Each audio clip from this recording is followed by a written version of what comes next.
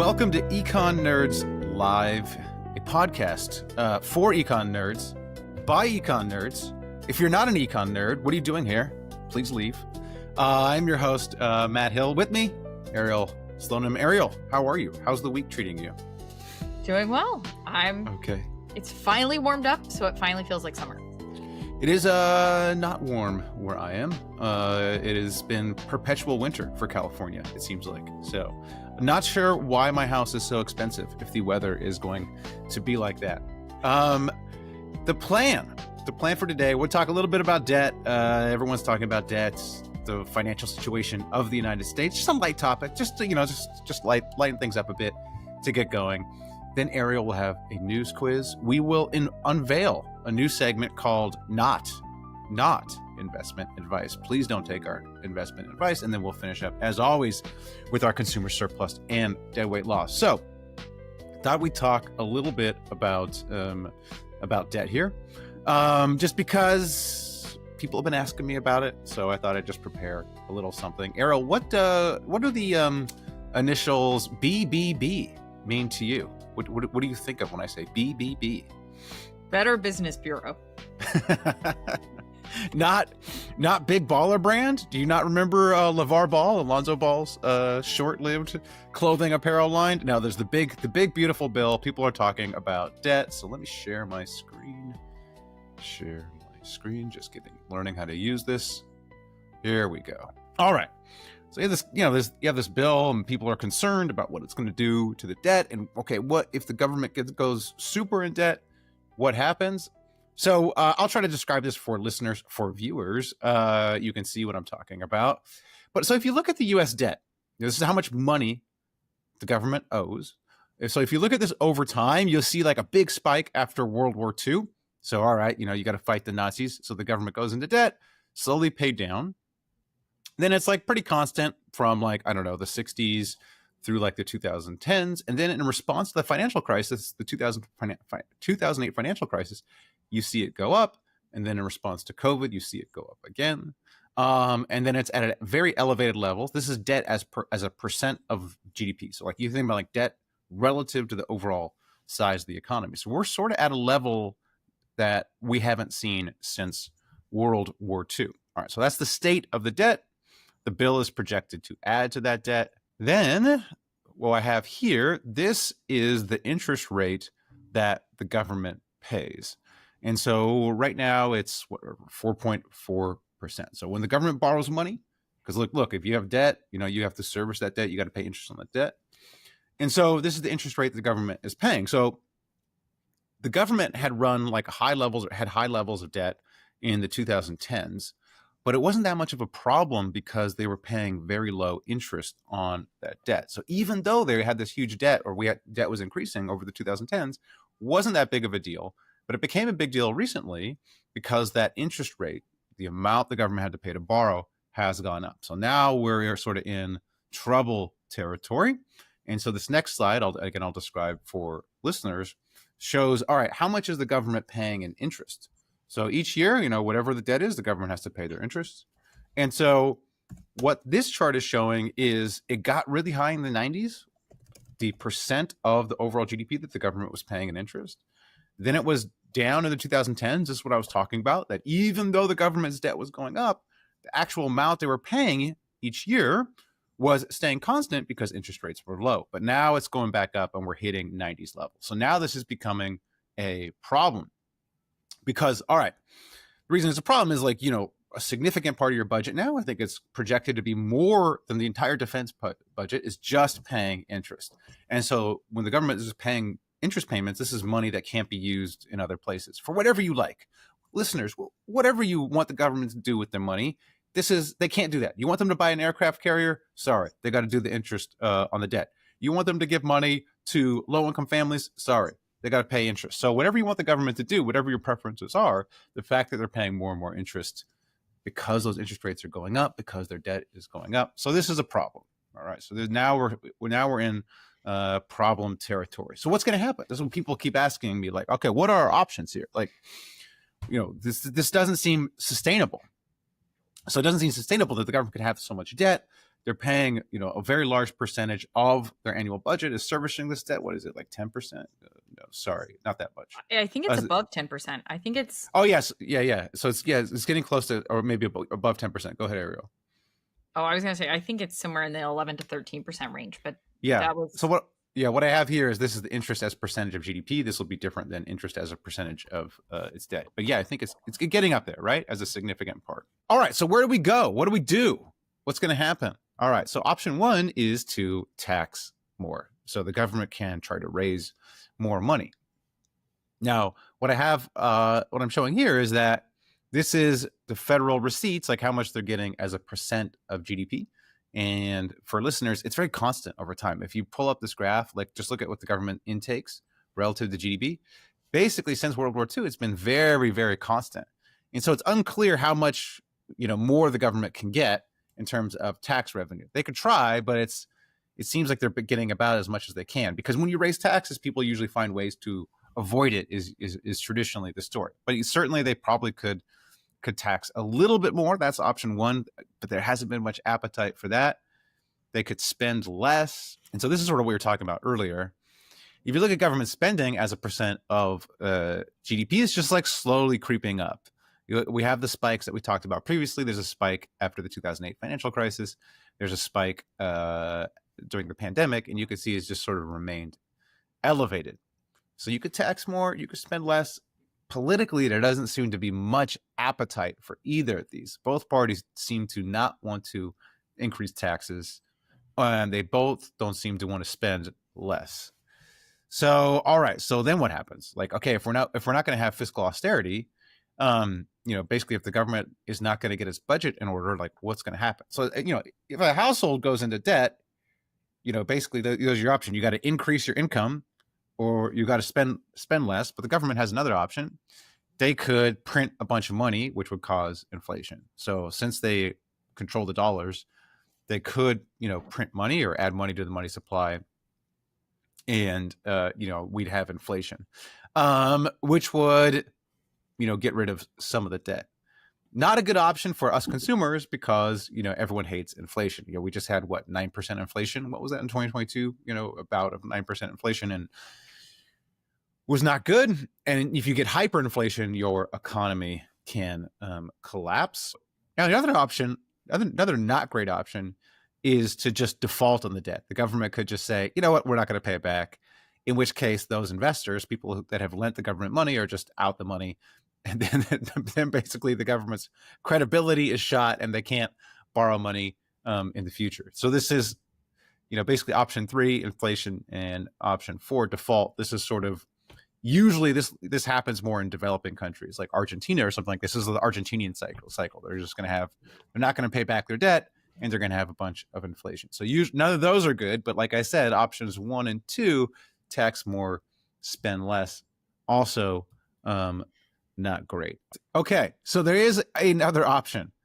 There is a fifth path, which is, so that the problem for the government is the market is determining the interest rate. Okay, so what that means is the government has to go and borrow some money, and in order to lend the money to somebody, I'm going to need to get a return on that. Like, hey, you want to borrow money from me? I'm going to need to get a little taste, and that taste is the interest. And so investors are saying, oh, we don't know. We don't really trust you to pay it back. Oh, we're worried about inflation. So you got to give us a bigger taste. That's the interest rate going up. So the government doesn't really control that. And so what they could do is force lenders to give them a low interest rate. And that basically, they could just say, hey, you got to, hold some government bonds at this rate to banks.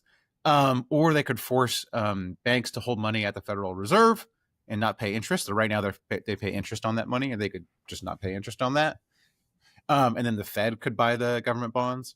So they could go that route as well. People are asking me, okay, what does this mean for me? Like, what is this, as a consumer, or just as a person who can't control anything, I could be wrong. It's always dangerous to make predictions as an economist. The famous saying goes, economists have correctly predicted 9 of the last 7 recessions. And so I would say if I'm predicting, I would predict the interest rates aren't going to come down. I would predict if you're thinking about buying a house or something like that, I would predict the interest rates to stay high. And I would also predict us to have, elevated levels of inflation in the back half of the 2020s. So, all right. Serious topic. I think we've serious enough. We've scared off all the viewers. Listeners still here. Congrats on the Econ Nerd cred. You made it through the less fun topic. Let's move to a fun topic, the news quiz. The news quiz of the week. Ariel, you have a news quiz for us. I do. I'm trying to get you off the screen so I can see the news quiz of the week. Okay, we have to send you a second monitor. I know. Okay, we're going to start off with one that I think hopefully you've seen this in the news. So Trump announced yesterday that he and President Xi Jinping. I'm not even going to say his name right. Anyways, of China have reached a trade deal. Okay, there are not details readily available, but Trump posted on social what he thinks is the tariff on Chinese imports to the U.S. that they've agreed to. What rate did he announce? Are you ready for some options, or do you want to just... No, go ahead. Okay. So your tariff options are 30%, 55%, 75%, or 155%.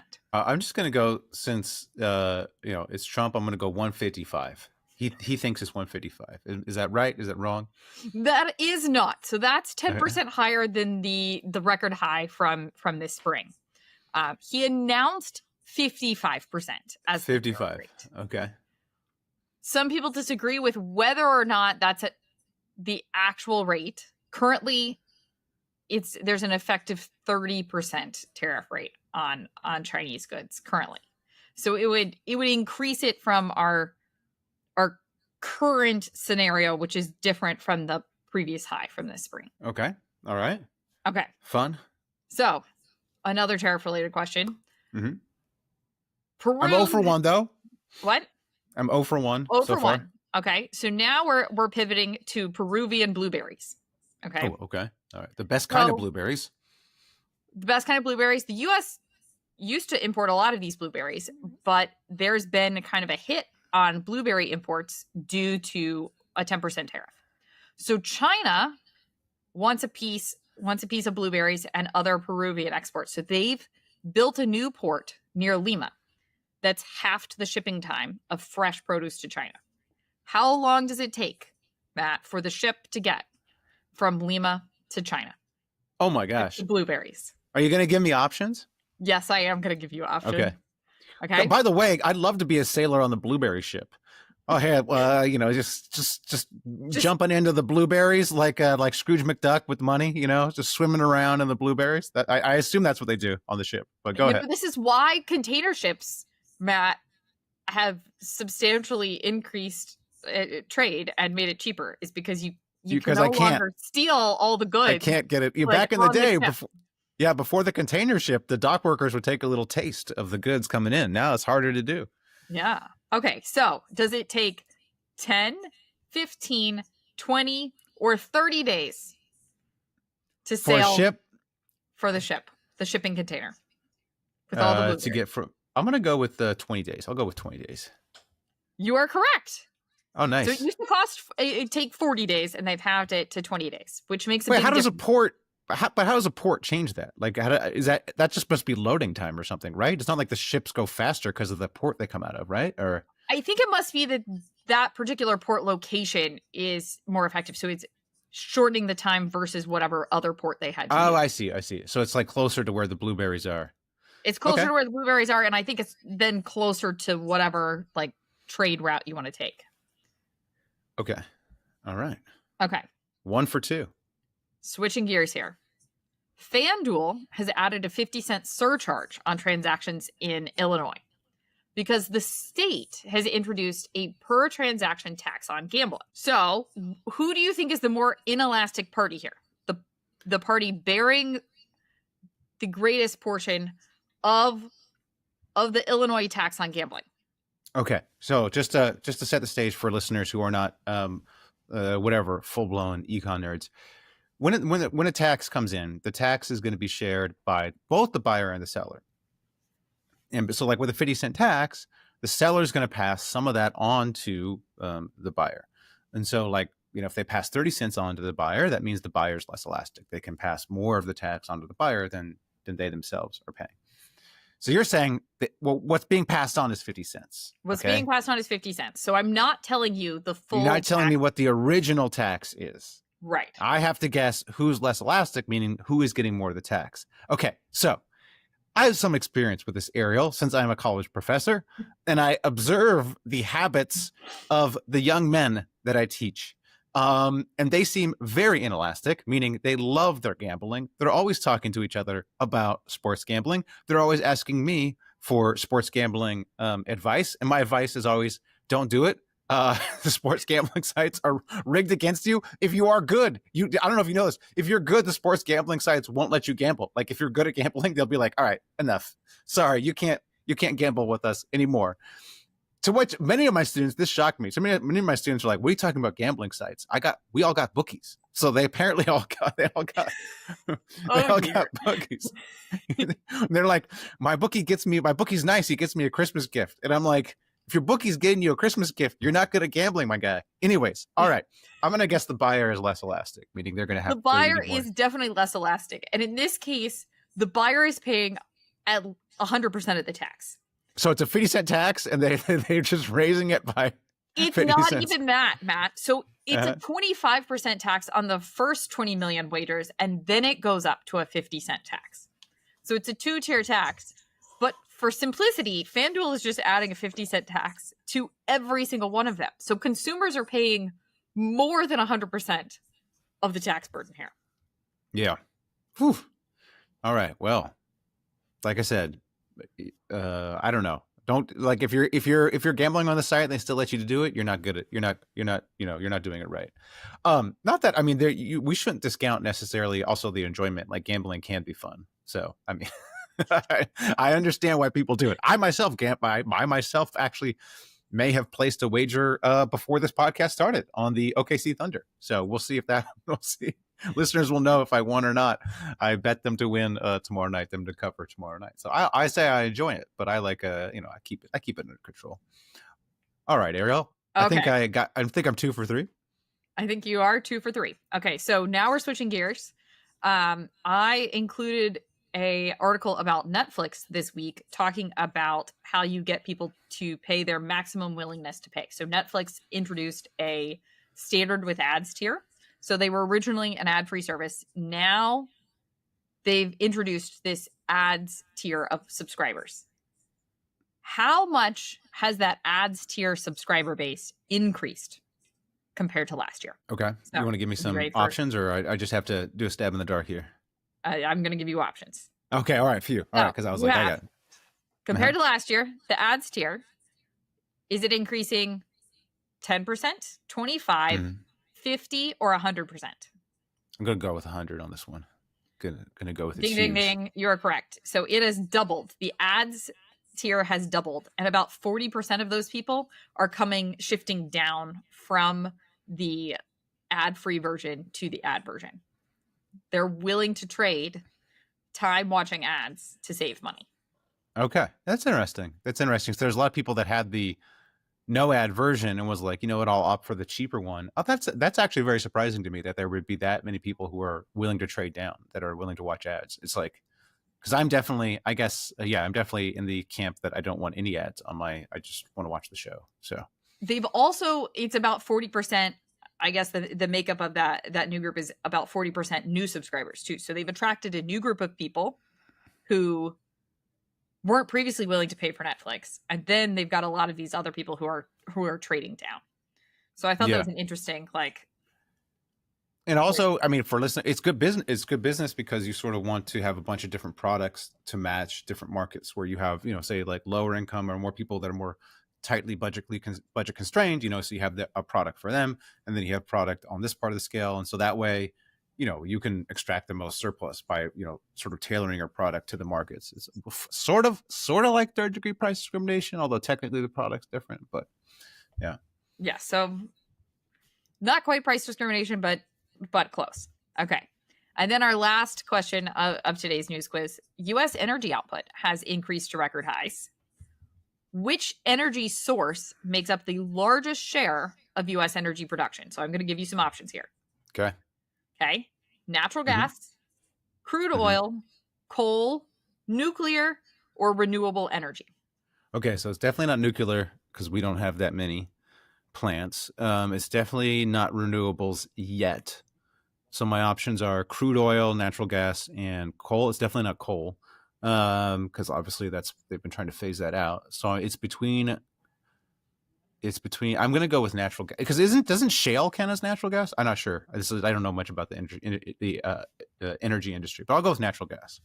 You are correct. Natural gas makes up 38% of total energy production. But on your question of whether shale counts towards our natural gas percentage, I don't know. I'm pretty sure it does. And so, there's been a huge shale explosion in whatever the past, 20 years or so. Hey, I think I'm 4 out of 5. Listeners, let us know if you did better than me. 4 out of 5. I'm proud of myself.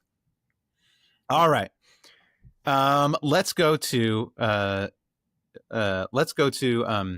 not investment advice. So we thought it'd be fun. Ariel and I thought it'd be fun is if we do some investing on the podcast. Hey, this is technically not what economists do.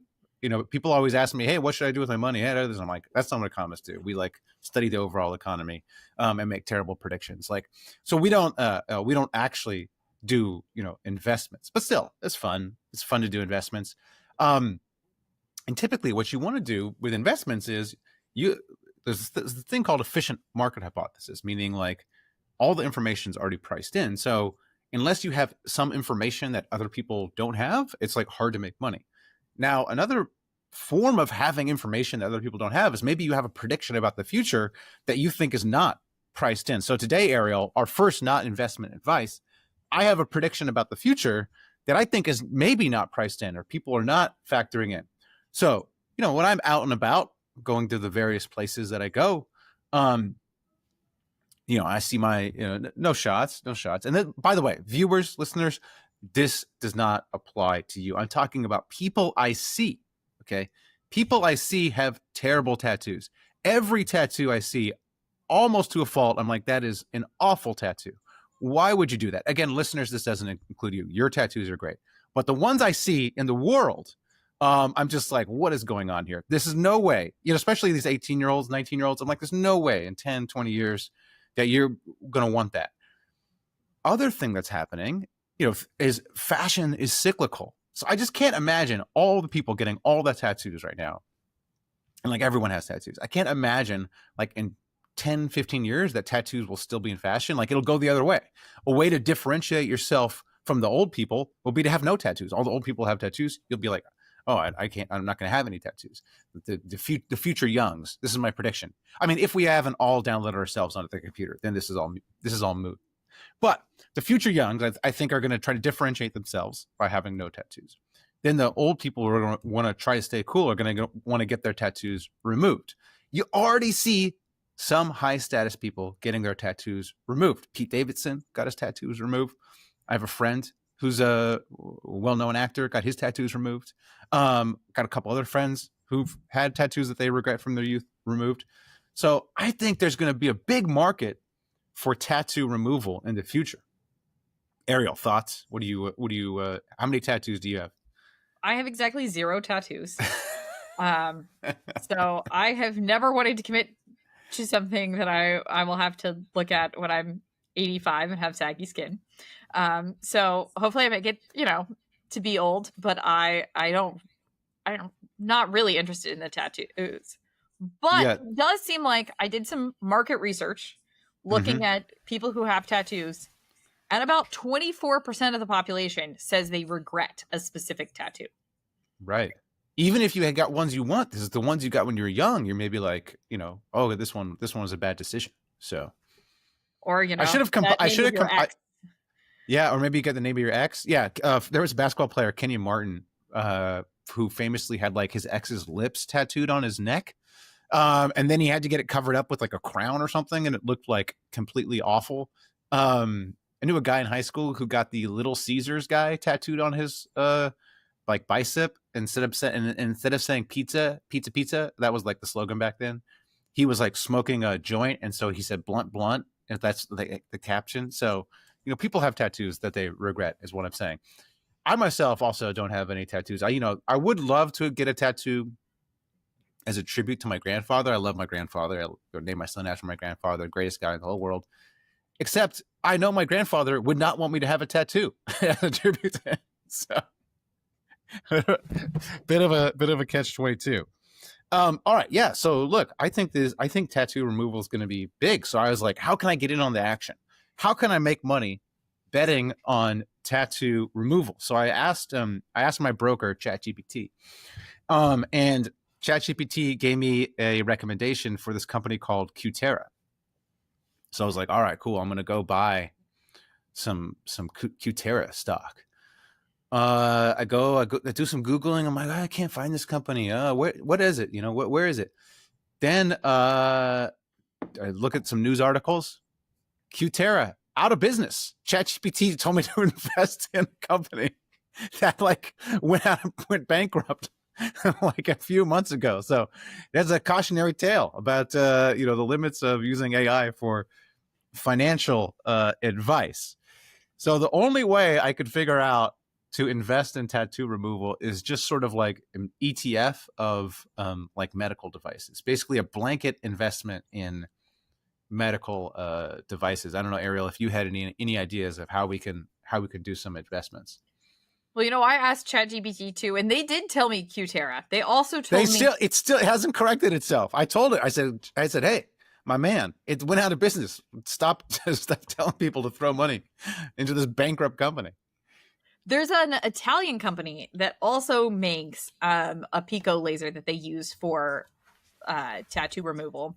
I believe it's LN. I don't actually know how to pronounce the name of this company. So that was one potential option it gave me, but I haven't checked to see if they're publicly traded. Oh yeah, that's the problem. A lot of the companies that it told me about that make these components, like the lasers and whatnot, are all like they're all private, so you can't like. So it's a private equity has been investing into some of these markets. And then the other route that I looked at was, I said, okay, so what equipment are all of these different companies using? And so I asked ChatGPT to recommend makers of laser components.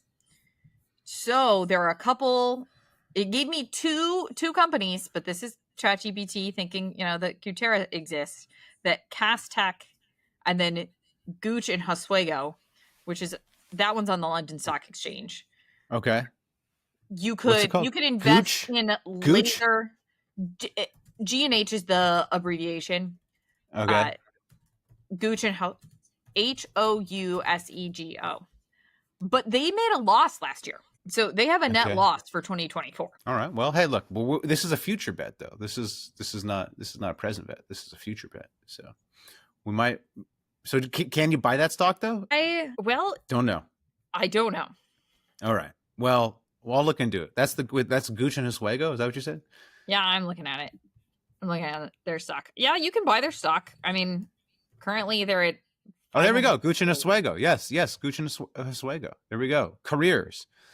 All right. All over the place. Oh yeah, the London Stock Exchange. Okay. Perfect. Oh, they're definitely down over 5 years, Ariel. Okay. Look, buy the dip. All right. Here's what we're gonna do. We're gonna put some money into Gooch and Oswego. Okay, we're just blind. Hopefully this company actually make these lasers. Who knows? We're not taking the efficient marketing hypothesis approach here.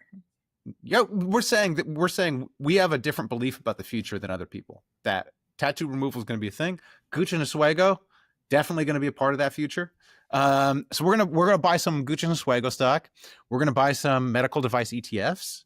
And next time we do the segment, we'll check in our previous investments and maybe make some future investment. But again, I legally, we have to say not investment advice. Please don't follow us. Please don't pay attention to us. please don't take our advice. I think that's the appropriate legal disclaimer. But the goal, Ariel, is to make enough money and not on this segment to not to retire from podcasting. So we'll see how that goes. All right, final segment of the show: consumer surplus, deadweight loss. What is giving us consumer surplus this week? What is causing deadweight loss? I'll give a consumer surplus to Supersonic Flight, friend of the show. He doesn't know he's a friend of the show. Alex Tabarrok posted about this on Marginal Revolution. Supersonic flight has been legalized, so hopefully we'll get some innovation in aircrafts. Commercial aircrafts have been basically stagnant for, 40 years, 50 years. Like, the commercial aircraft that we fly in today is not that much better than what people flew in the 70s. And so there's not been much improvement. So hopefully the ability to, go supersonic, will maybe hopefully spur some growth in that field. Because I don't know, it'd just be nice. Shorter plane flights. Would be nice. You got a consumer surplus, deadweight loss, Ariel? I do have a consumer surplus. So also a Marginal Revolution blog link. My expensive, exhausting, happy failed attempt at homesteading. So I have tried unsuccessfully to persuade some mom friends that I have on Facebook not to continue their homesteading efforts. They think that it's going to save them money and it's going to save them time, that they should, keep goats and chickens and, everything else. But these women are burnt out and exhausted. And I have tried without success to convince them that you can just buy the cage-free eggs at the grocery store. But I really liked this article in the Washington Post about, he has no idea how many acres you need to feed enough strawberries to the toddler, right? The toddler can eat more strawberries than you can grow in your backyard, probably in a single day. Probably while you're waiting for them to ripen, they're eating ones that. Wait, so just describe the article. So this guy, I assume the guy tries to grow everything himself or something, or yeah. So this couple moved to North Carolina.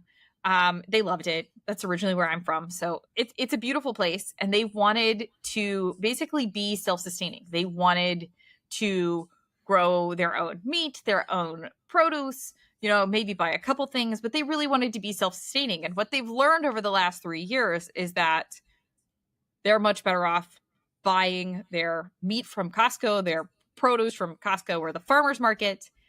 It requires an insane amount of time and effort and has not been productive. They've been hit with all of these various, diseases that affect their crops and, trying to keep the deer away and the squirrels away and all of these various, harvesters that are getting into their food.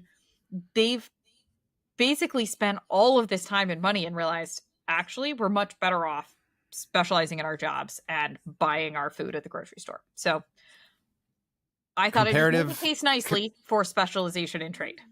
Comparative advantage. It's you got a special, again, this is an ancient lesson, 2,000 years of economics. It's just better to specialize and then trade for the things you want.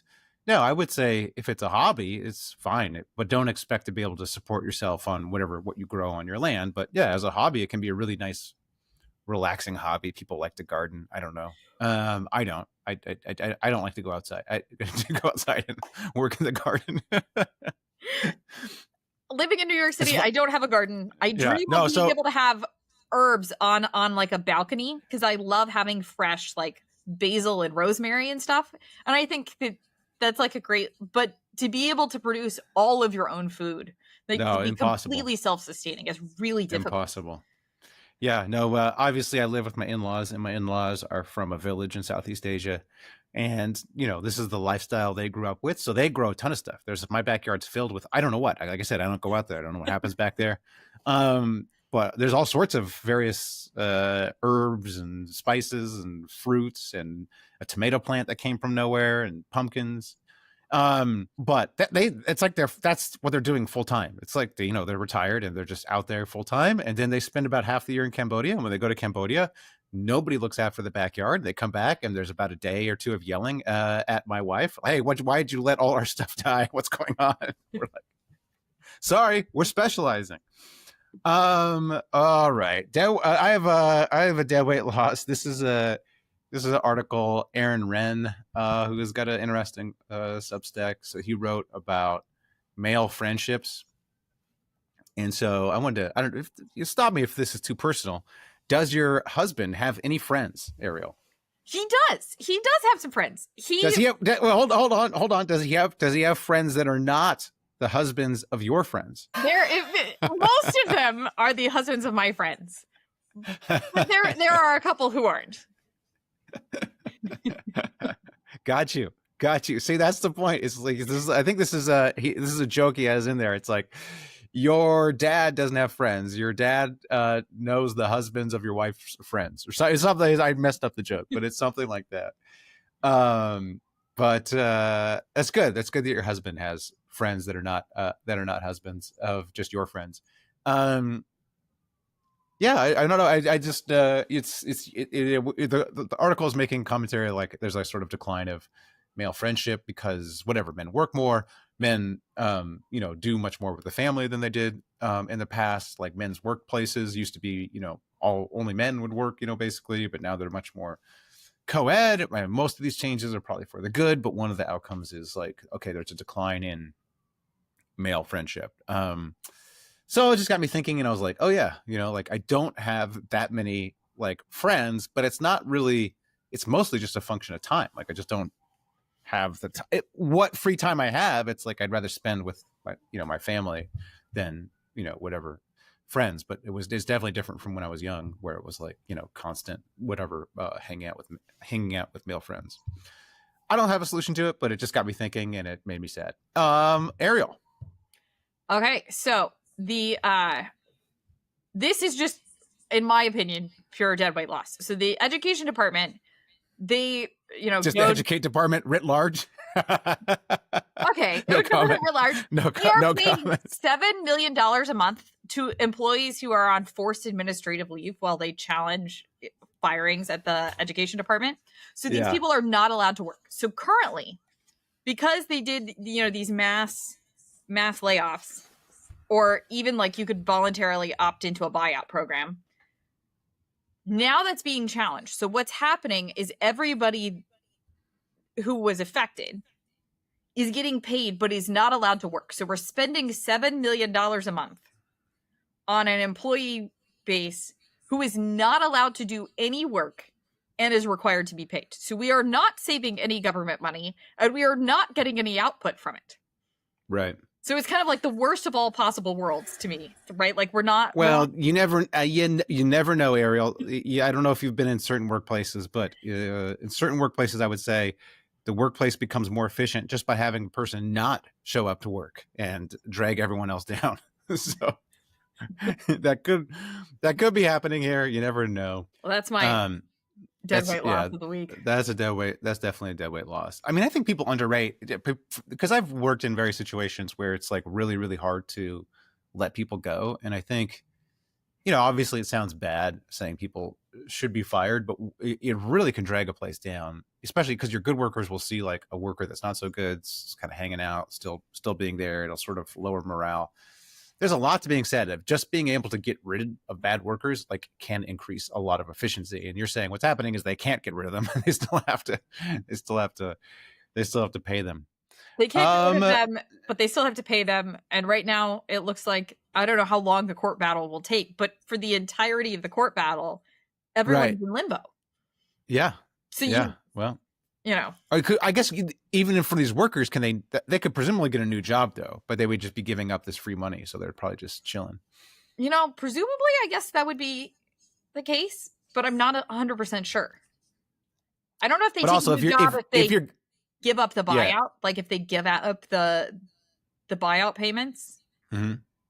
I don't know. All right. Well, that's a fun story to end on. I guess this is how the podcast always ends. Deadweight loss. Maybe we should do a reversed next time. Deadweight well, loss. we could. we used to like, we've done this podcast forever, but we used to have like Econ in the Wild where we talk about our home life, and we decided we'll just fold that into consumer surplus and deadweight laws. I just don't have any Econ in the Wild. I can say a consumer surplus, but it doesn't really relate to economics. Well, actually, it is interesting. I'll end with this. The Lego Masters, I've been watching Lego Masters. So it's a weird thing where Lego Masters US is going on right now. I know, like that sound you hear is everyone exiting this podcast.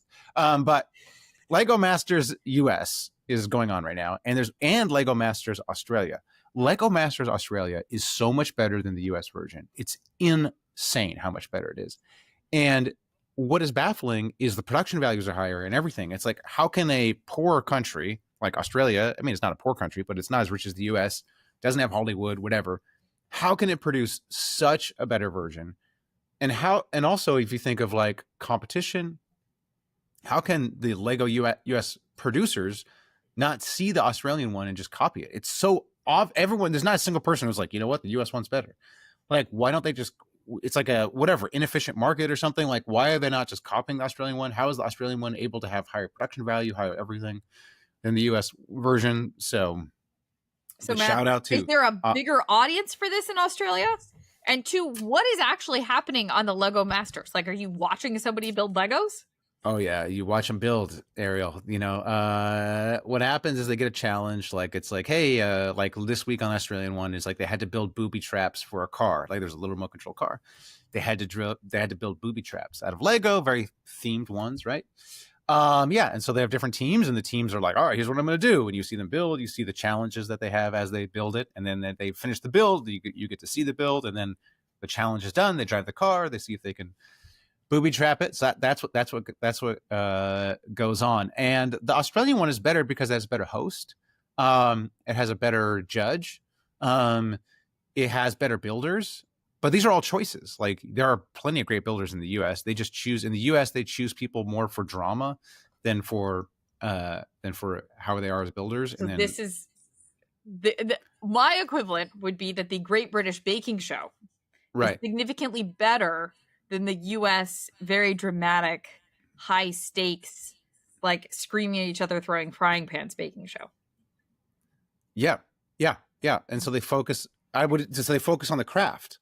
They focus on the craft, and you get people who are even supporting, you know, people who are ostensibly competing with them, right? Like, hey, I'll help you. I finished mine in the last 30 seconds. I'll help you stabilize your cake so it's not falling over, or I'll help you, you know, finish decorating that last cookie, scone, whatever it is that they're baking. Yeah.